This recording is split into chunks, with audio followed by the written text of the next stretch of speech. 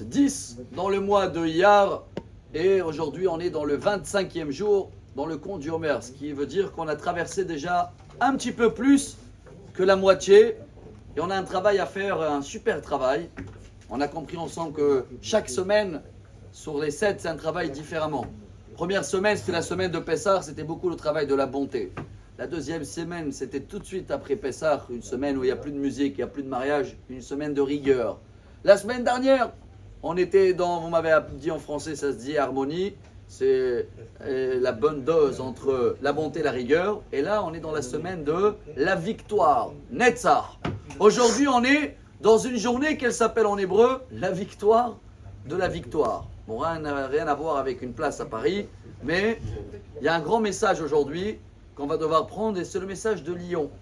Vous savez, le lion, il est cité, selon Google, 175 fois dans la Bible.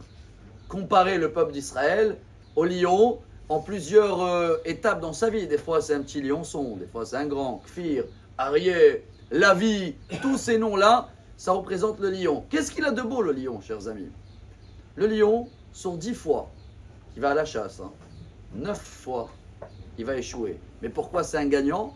Pourquoi c'est une victoire? Parce qu'il continue toujours. Parce qu'il sait qu'à la fin, il va y arriver. Le message d'aujourd'hui, c'est quoi la victoire dans la victoire? Nous, on a comparé chaque semaine à... Pas nous, on a comparé, c'est marqué déjà dans Patah Eliyahu et dans le Zohar, que la première semaine, la bonté, c'est Abraham. La deuxième semaine, la rigueur, c'est Pachad Yitzhak. La troisième semaine, la semaine dernière, c'était Yaakov. Aujourd'hui, on est dans la semaine de...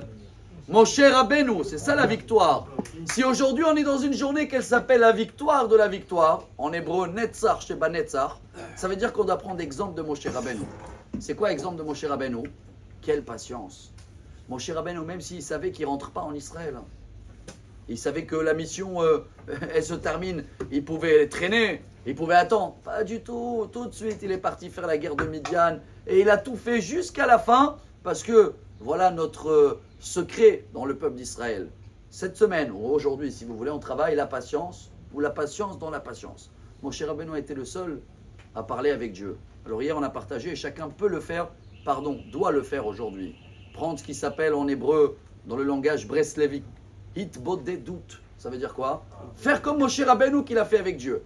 Malgré tout ce qu'il devait supporter et patienter, c'est la même racine en hébreu, Lisbol, c'est supporter. Savlanout, c'est patienter. Malgré tout cela, quand il avait un problème, il parlait avec Dieu. On ne parle pas assez avec Dieu.